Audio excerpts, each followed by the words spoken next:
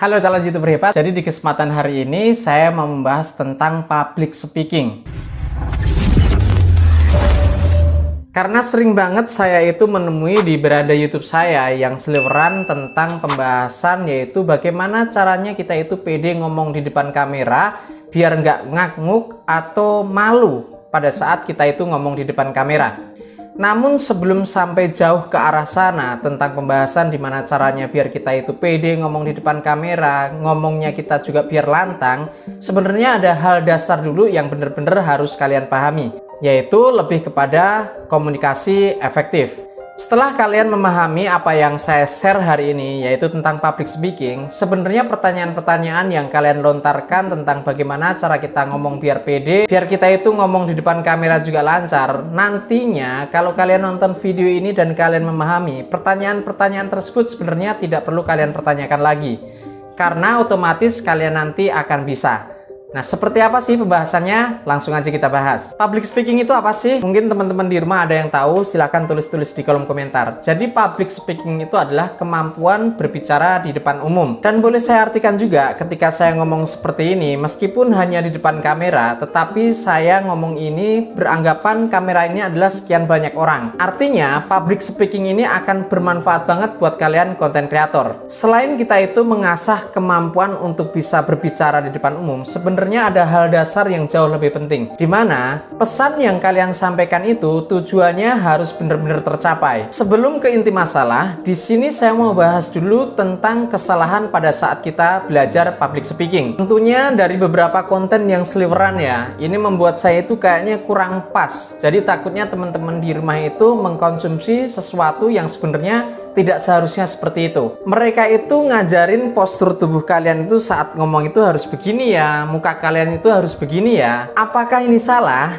Enggak, teman-teman ya. Cuman materi-materi kayak gitu itu nggak akan membangun skill kalian dalam berbicara, atau boleh saya bilang di sini adalah kemampuan untuk berbicara. Tapi materi tersebut membangun skill pada saat kita ngomong itu harus dengan gaya seperti apa. Nah, saya nggak mau teman-teman di rumah itu mempelajari suatu hal yang mana kalian itu nggak tahu konsep dasarnya. Jangan sampai salah dan akhirnya nanti keterusan. Jangan sampai nih kita tahu cara menyalakan komputer ini, tapi kita nggak tahu cara mengoperasikannya. Artinya apa yang akan terjadi jika kondisinya sudah separah itu? Yang ada blunder, teman-teman ya. Intinya sebuah tool, teknik atau teknologi itu akan menjadi sangat efektif kalau kita memahami konsep dasarnya dulu. Lanjut ya. Jadi yang terpenting di sini yang mau saya tekankan pada teman-teman di rumah yang nonton video ini, pada saat kita berbicara di depan kamera ataupun di depan banyak orang, yang terpenting itu bukan bagaimana kita menyikapi supaya kita itu nggak grogi, supaya kita itu lantang pada saat ngomong, supaya kita itu tidak malu, bukan seperti itu. Tapi harusnya kalian itu bertanya, tujuan pada saat kita ngomong ini apa? Inti dulu teman-teman ya. Jadi kalau saya boleh mendeskripsikan,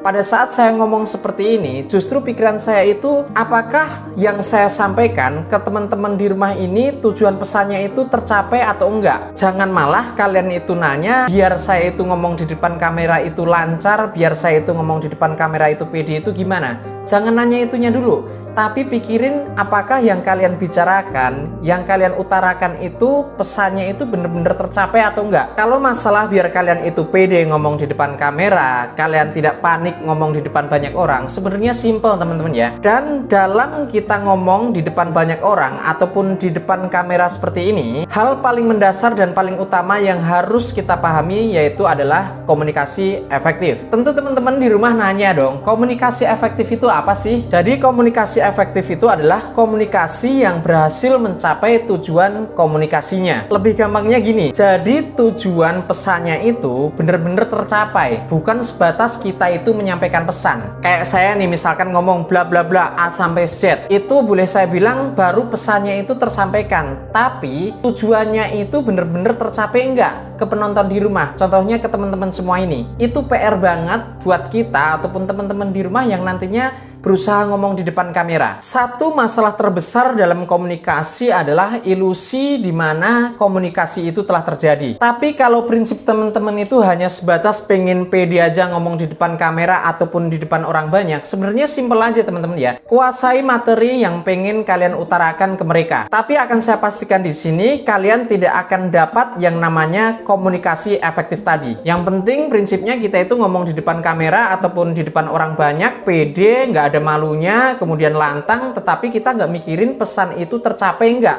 ataupun tujuan pesan itu benar-benar tercapai nggak, nyampe nggak kepada audien kita. Apa ya kalian yang sudah subscribe channel ini dan ngikutin saya dari awal mau menjadi seperti itu? Saya rasa tidak, karena saya yakin kalian ini adalah orang-orang hebat. Kemudian lebih jauh lagi, yang namanya komunikasi efektif itu akan terjadi jika melalui ketiga unsur ini. Yang pertama, jika pesannya tersampaikan, oke? Kemudian yang kedua, pesan ini harus benar-benar dipahami dengan benar. Dan yang ketiga, jika yang pertama dan kedua tadi sudah oke, yang ketiga ini goalnya teman-teman ya. Gimana tujuan pesan yang kalian sampaikan itu benar-benar tercapai. Sampai di sini setuju ya? Nah, kemudian lanjut lagi, tipsnya apa sih supaya komunikasi efektif ini terjadi? Di sini ada 3 juga teman-teman ya. Jadi yang pertama itu adalah kemampuan bernalar, kemudian yang kedua adalah kemampuan kita berbahasa, dan yang ketiga adalah kemampuan berempati. Kalau kalian sudah memahami prinsip daripada public speaking ini akan banyak banget manfaatnya teruntuk teman-teman di rumah yang saat ini sedang nonton video saya. Manfaat public speaking itu sendiri ada banyak banget teman-teman ya. Jadi yang pertama itu akan meningkatkan kepercayaan diri kalian, kemudian yang kedua adalah meningkatkan kemampuan kalian untuk berkomunikasi,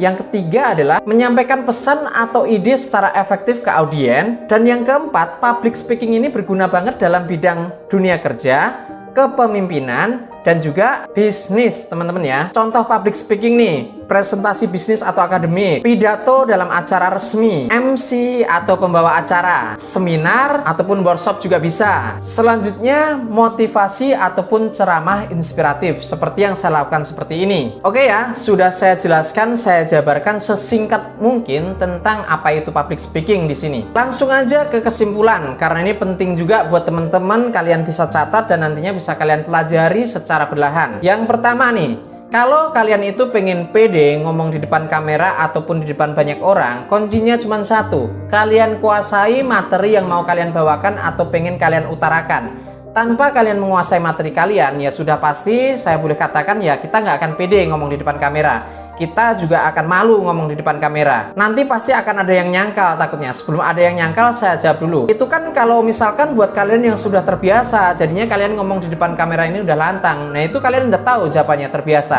Artinya apa? Kalau pengen biasa atau pede ngomong di depan kamera atau di depan orang banyak, ulangi terus dan lakukan terus. Di video sebelumnya pun udah saya bahas, kalau kalian itu ingin menjadi yang terbaik di bidang kalian, lakukan secara berulang dan terus menerus. Sudah pasti akan ada waktunya kalian itu akan mahir di bidang tersebut. Jelas di sini ya. Kemudian kesimpulan yang kedua, tanggung jawab terhadap apa yang sudah kalian keluarkan atau kalian utarakan kepada orang-orang banyak ataupun di depan kamera seperti ini. Artinya di sini kalian itu harus bertanggung jawab tentang pesan apa yang kalian sampaikan. Itu tujuan pesannya itu harus benar-benar tercapai.